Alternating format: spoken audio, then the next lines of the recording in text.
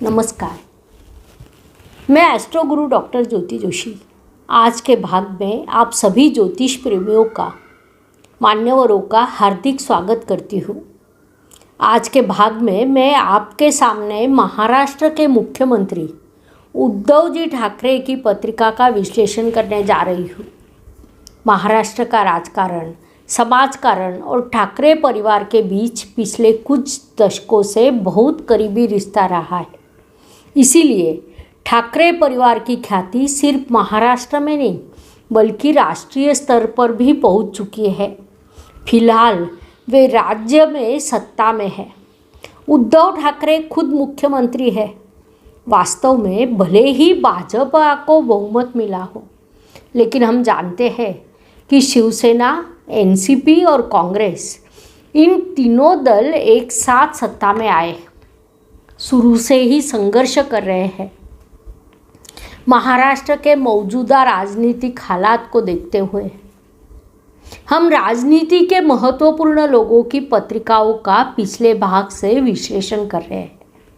जैसा कि मैंने पिछले भाग में ही कहा था कि राजनीति मेरा विषय नहीं है, मैं राजनीति नहीं समझती हूँ, लेकिन ज्योतिष की दृष्टि से मैं पत्रिका को जानती हूँ। हर पत्रिका आपसे बहुत कुछ कहती है। उसी के अनुसार मैं आज आपके सामने माननीय उद्धव जी ठाकरे की पत्रिका का विश्लेषण करने जा रही हूँ। उनका संघर्ष खत्म होगा, घटेगा या बढ़ेगा, इसका ज्योतिषीय दृष्टिकोण से विश्लेषण करने का मैं प्रयास करूँगी। Please like, share and subscribe the channel और हाँ, बेल आइकॉन दबाना ना भूलें। हालांकि ठाकरे परिवार शुरू से ही सिर्फ महाराष्ट्र के राजकारण एवं समाजकारण में सक्रिय रहा है, लेकिन उनकी लौकिकता राष्ट्रीय स्तर पर है, जो कि बड़ी बात है। पक्षीय मतभेद बहुत होंगे, लेकिन महाराष्ट्र में बाला साहेब ठाकरे और ठाकरे परिवार के चाहने वालों लोगों की संख्या काफ़ी बड़ी है। इतना ही नहीं, बाला साहेब ठाकरे जी तो कई लोगों के लिए पूजनीय भी है। वह अपने जीवन में कभी कोई चुनाव नहीं लड़े, फिर भी पिछले कई दशकों से महाराष्ट्र के राजकारण एवं समाजकारण पर उनका अपना वर्चस्व था। उनके सुपुत्र उद्धव जी ठाकरे आज उन्हीं के नक्शे कदम पर चल रहे हैं। दरअसल उनसे भी एक कदम आगे बढ़ते हुए उन्होंने महाराष्ट्र की बागडोर अपने हाथ में ली है। महाराष्ट्र में शिवसेना का मुख्यमंत्री बनना यह बाला साहेब जी का एक सपना था, जो उद्धव जी ने पूरा किया। लेकिन उनके मुख्यमंत्री बनने के चंद महीनों के भीतर ही वैश्विक महामारी आ गई और उन्हें संघर्ष का सामना करना पड़ा, जो आज भी चल रहा है। दरअसल आज के दिनों में वह काफ़ी बढ़ गया है। विभिन्न आरोपों से महाराष्ट्र की राजनीति हिल गई है। इस दृष्टि से हम आज उद्धव जी की पत्रिका का अध्ययन करेंगे। हम इस विषय के बारे में और भी जानेंगे, लेकिन उससे पहले महत्वपूर्ण बात यह है कि अगर आपने अभी तक हमारे एस्ट्रो गुरु माँ डॉक्टर ज्योति जोशी इस यूट्यूब चैनल को सब्सक्राइब नहीं किया है तो अभी ज़रूर करें, ताकि हम आप तक ज्योतिष की नवीनतम जानकारी पहुंचा सकें। उसके लिए बेल आइकॉन दबाना ना भूलें। इसका मतलब है कि नया वीडियो अपलोड होने के बाद आपको तुरंत पता चल जाएगा। ऐसा कहा जाता है कि राजहट, बालहट और स्त्रीहट के आगे दुनिया में कोई भी नहीं जीत सकता। इसके कई उदाहरण हमें इतिहास में देखने को मिलते हैं। एक ज्योतिषी के नाते विभिन्न पत्रिकाओं का अध्ययन करने पर यह विषय बार बार सामने आता है। खासकर ऐसी कुंडली जिसमें पंचमेश चतुर्थ भाव में हो, सप्तमेश कुंडली का लग्नेश मूल कुंडली का अष्टमेश हो। ऐसे जातक को विशेष रूप से सतर्क रहना चाहिए। बालहट अपनी जगह पर सही है। अगर बेटा अपने बात से उम्मीद नहीं रखेगा तो किससे रखेगा। लेकिन ऐसे व्यक्ति के लिए सही निर्णय लेना जरूरी है। यदि सही निर्णय नहीं लिया तो संघर्ष अपरिहार्य है।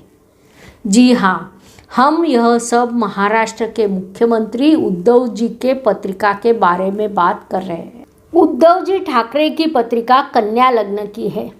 लग्नेश दशम भाव में लेकिन मिथुन राशि में विराजमान है। बुध ग्रह का मतलब बुद्धि होता है।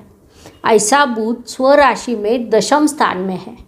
इसका अर्थ उनके पास बुद्धि है, लेकिन जब बुध की बुद्धि मिथुन राशि से अभिव्यक्त होती है तो वह द्विस्वभाव बुद्धि बन जाती है। दृढ़ निर्णय न ले पाना इस पत्रिका का एक बहुत ही महत्वपूर्ण हिस्सा आता है।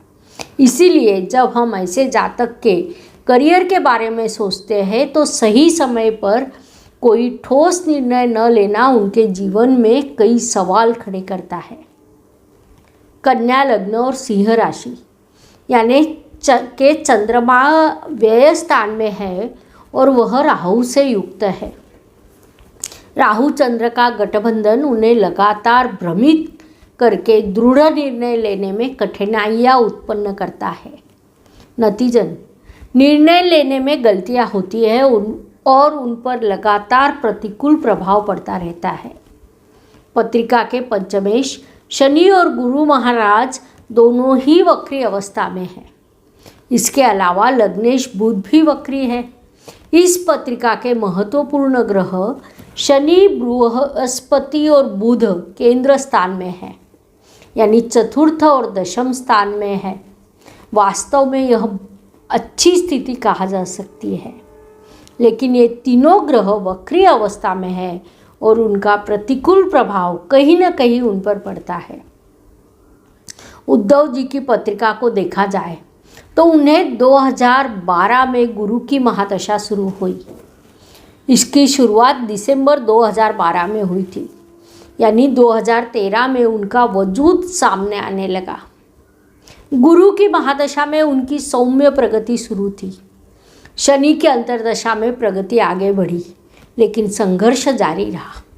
इसमें 15 अगस्त 2017 को जब गुरु महादशा में बुध अंतर्दशा शुरू हुई तो उनके लिए सही मायने में राजयोग शुरू हुआ, क्योंकि गुरु उनकी पत्रिका में चतुर्थ स्थान पर विराजमान है। पत्रिका के चतुर्थ स्थान से हम आम जनता को देखते हैं। उस स्थान में गुरु स्वराशि का है और उसके सामने ही दशम स्थान यानी 180 अंश पर बुध ग्रह भी स्वराशि में विराजमान है, जहाँ से मनुष्य के कर्म देखे जाते हैं। इसीलिए इन्हें अप्रत्याशित रूप से वह शक्ति मिली। वह बिना किसी पूर्व योजना के मुख्यमंत्री बने। हालांकि यह अनुकूल अवधि अस्थायी रूप में थी।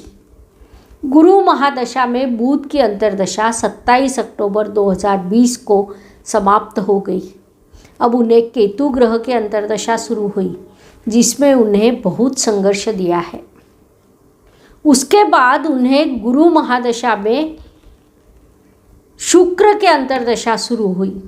ज्योतिषीय भाषा में गुरु यानी बृहस्पति जो देवताओं के गुरु है और शुक्र यानी शुक्राचार्य जो राक्षसों के गुरु है। जब हम पत्रिका में इन दो ग्रहों की स्थिति देखते हैं तो शुक्र मूल रूप से दूषित है, क्योंकि वह इस पत्रिका में रवि और हर्षल के साथ है। वह भी गुरु से 8वें भाव में है। उद्धव जी के लिए यह समय कठिन जा रहा है, क्योंकि उनके बीच षडाष्टक योग है। 27 अक्टूबर को शुक्र की अंतर्दशा शुरू होने के बाद से उनके सामने लगातार तरह तरह के सवाल और समस्याएं खड़ी हो रही है।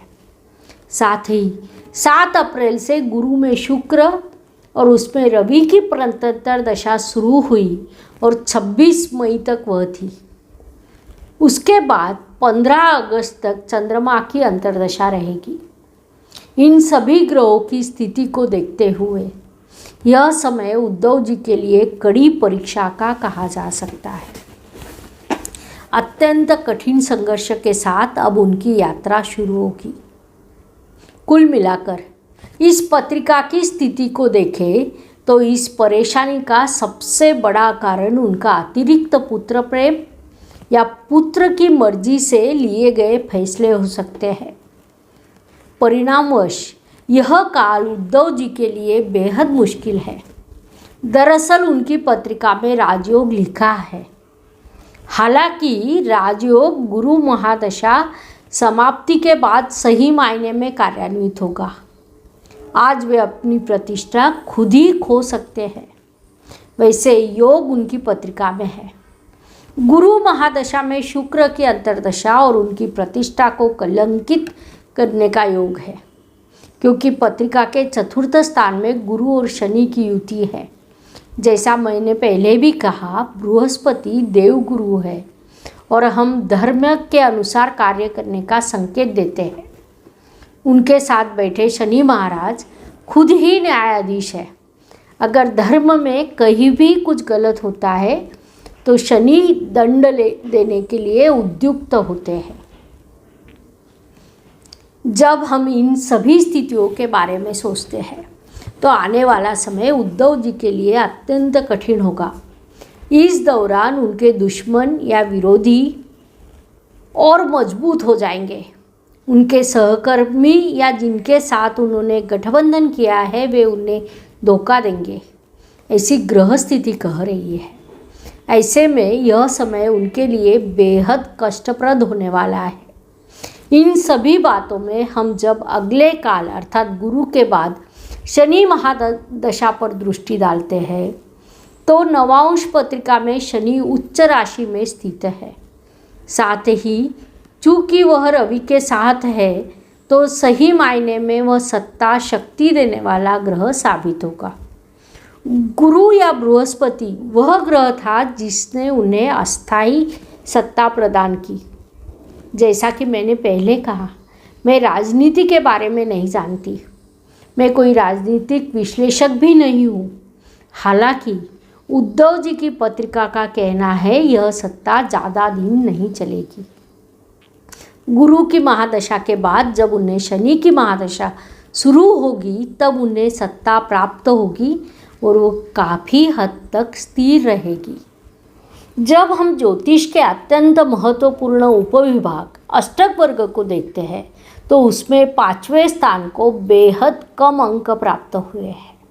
पंचमेश को भी कम अंक मिले हैं। वह बार बार उन्हें सूचित कर रहे हैं कि कोई भी निर्णय अपनी बुद्धि के आधार पर स्वयं ले, वही उनके लिए फायदेमंद होगा, अन्यथा उनकी प्रतिष्ठा को नुकसान हो सकता है। यह उनके लिए विशेष रूप से परेशानी का विषय हो सकता है। इसीलिए उद्धव जी को इस बात का ध्यान रखने और आज सावधान रहने की ज़रूरत है। ग्रहों के गोचर की अगर बात की जाए तो अब जब गुरु कुंभ राशि में आए हैं तो उन्हें कुछ सहयोग प्राप्त हो रहा होगा, क्योंकि अष्टक वर्ग में गुरु में कुंभ राशि को 7 अंक दिए हैं। गुरु का कुंभ राशि में आना उनके लिए शुभ रहेगा। हालांकि जब फिर से गुरु महाराज वक्री होकर मकर राशि में जाएंगे तो उनके सामने नई समस्याएं खड़ी होगी। कुल मिलाकर महादशा की दृष्टि से, गोचर की दृष्टि से, अष्टक वर्ग की दृष्टि से उद्धव जी ठाकरे के लिए सभी मोर्चों पर संघर्ष ही संघर्ष दिखाई दे रहा है। ऐसी स्थिति आज महाराष्ट्र के राजनीति में दिखाई दे रही है। इस तरह के कई विषयों पर हमने विभिन्न वीडियो astroguruma.jyoti इस यूट्यूब चैनल पर उपलब्ध है। आशा है आपको इस वीडियो में दी गई जानकारी अच्छी लगी होगी। हर वीडियो को बनाने में हमें बहुत कड़ी मेहनत करनी पड़ती है, इसलिए वीडियो को लाइक, शेयर और सब्सक्राइब करना ना भूलें। साथ ही स्क्रीन पर आपको कुछ वीडियो दिखाई दे रहे हैं जो ज्योतिष जानकारी के लिए काफ़ी फायदेमंद साबित होंगे। उनका भी आप अवश्य लाभ उठाएं। धन्यवाद। शुभम भवतु। जय ज्योतिष। Please like, share and subscribe the channel और हाँ, बेल आइकॉन दबाना ना भूलें। धन्यवाद।